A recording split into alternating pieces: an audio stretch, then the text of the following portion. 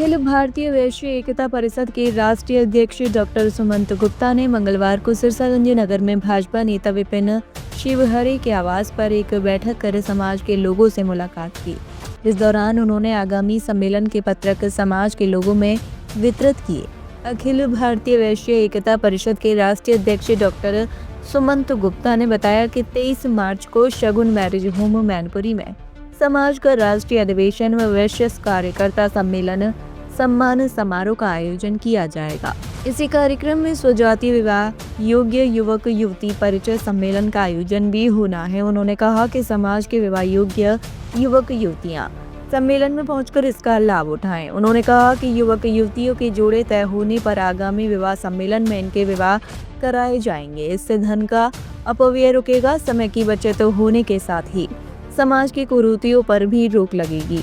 सम्मेलन में देश भर के प्रतिनिधि भाग लेंगे। सम्मेलन में सामाजिक, आर्थिक व राजनीतिक प्रस्ताव पास किए जाएंगे। बैठक के दौरान विल्सन गुप्ता, अजय गुप्ता, भोले देवीशरण आर्य, देवेंद्र गुप्ता, देवू केशव गुप्ता, विपिन शिवहरे, सागर गुप्ता, निमेश गुप्ता, श्याम गुप्ता, नीरज गुप्ता, रविंद्र गुप्ता, राजीव गुप्ता, अनिल गुप्ता, राजेश गुप्ता सहित आदि लोग मौजूद रहे। पूरी में आयोजित किया गया है। इस राष्ट्रीय अधिवेशन में सामाजिक, राजनीतिक व आर्थिक प्रस्ताव भी पारित किए जाएंगे। प्रमुख रूप से सामाजिक विषय पर विवाह योग्य युवक युवती परिचय सम्मेलन जो समाज की आज सबसे बड़ी आवश्यकता है, इसको दृष्टिगत रखते हुए उत्तर प्रदेश के विभिन्न कस्बों, नगरों व विभिन्न जनपदों के बच्चे और बच्चियां परिवार सहित एक ही स्थान पर उनको सादर आमंत्रित किया गया है, जिससे उनका परिचय का कार्यक्रम आयोजित किया जा सके। वर्तमान समय में इसकी बड़ी आवश्यकता समाज के द्वारा महसूस की जा रही है। बच्चे और बच्चियां जो विवाह योग्य हैं, एक दूसरे से संपर्क न होने के कारण उनकी आयु बढ़ती चली जा रही है। जोड़ने के पहले बुजुर्ग लोग हुआ करते थे, वो इसके विषय में विस्तृत जानकारी रखते थे और जो जुड़ाव का काम किया करते थे। आज इसका अभाव हो गया है। इसको दृष्टिगत रखते हुए उस अभाव को दूर करने की दृष्टि से हम लोगों ने निश्चय किया है कि विवाह योग्य युवक युवती परिचय सम्मेलन आहूत किया जाए। इसमें एक ही स्थान पर विभिन्न बच्चे और बच्चियों का परिचय कार्यक्रम आयोजित हो। इसके साथ ही हम लोगों ने यह भी निश्चय किया है, इस सामाजिक विषय में ये जो लिव इन रिलेशनशिप है, ये समाज के लिए बड़ी घातक है। इसको तोड़ने का काम कर रहा है। सरकार से मांग है कि इस विषय पर गंभीरता से चिंतन करें और इस पर अंकुश लगाने की बड़ी आवश्यकता है।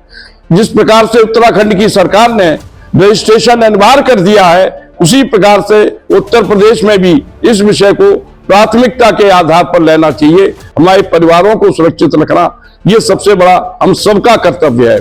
इसी प्रकार से लव मैरिज में भी जो बच्चे और बच्चियां कोर्ट में शादी करते हैं, उनके हस्ताक्षर होते हैं, उसी आधार पर उनके दोनों पक्षों के अभिभावकों के भी हस्ताक्षर कोर्ट में अनिवार्य किए जाने चाहिए।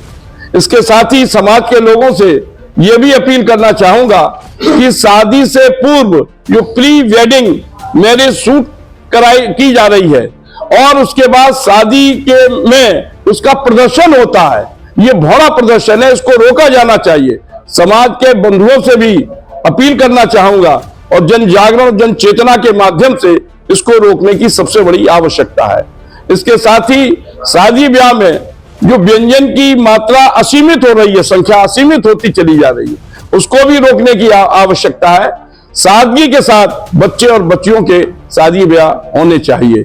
इसके साथ ही हम लोग आर्थिक प्रस्ताव भी उस दिन पारित करने वाले हैं कि खुदरा व्यापार में बड़ी विदेशी कंपनियां, वॉलमार्ट, फ्लिपकार्ट, अमेजन जैसी कंपनियां आ गई हैं। ऑनलाइन जो व्यवसाय हो रहा है, इससे छोटा, मध्यम, मझोले स्तर का व्यापार करने वाला व्यापारी बुरी तरह प्रभावित है। इस पर हम लोगों की मांग है कि जो ऑनलाइन व्यवसाय बड़ी विदेशी कंपनियों के द्वारा किया जा रहा है, उस पर जीएसटी 28% लगा देनी चाहिए। तभी छोटा, मध्यम, मझोले स्तर का व्यापार सुरक्षित रह सकेगा, बाजार की रौनक बनी रहेगी। अगर घर से लोग नहीं निकलेंगे, परिवार के बच्चे और बच्चियां निकलेंगे नहीं, तो बाजार की रौनक नहीं रहेगी। तो निश्चित रूप से ये सबके लिए बड़ी गंभीर समस्या आने वाले कल में पैदा होने वाली है। इसके साथ ही हम लोग एक राजनीतिक प्रस्ताव भी पारित करने वाले हैं कि क्योंकि ये समाज भारतीय जनता पार्टी से लंबे अरसे से जुड़ा हुआ है, तो संगठन के पक्ष में भी जो संगठनात्मक अभी मनोनयन होने वाले हैं, उसमें भी भारतीय जनता पार्टी से मांग है कि संगठन में भी वैश्य समाज के लोगों को प्राथमिकता मिलनी चाहिए, उनकी भागीदारी भी सुनिश्चित होनी चाहिए तथा निगमों में भी, सरकारी पदों में भी वैश्य समाज की हिस्सेदारी और भागीदारी दी जाए।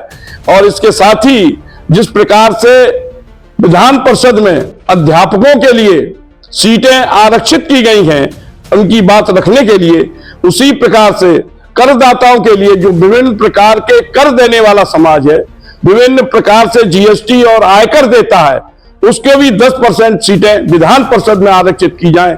इन विषयों को भी हम लोग 23 मार्च के सम्मेलन में रखने वाले हैं। इसीलिए यहाँ आज सिरसागंज के भामा साहब बंधुओं से अपील करने आए हैं कि अधिक से अधिक संख्या में मैनपीट पहुंचकर इस कार्यक्रम को सफल बनाएं। धन्यवाद।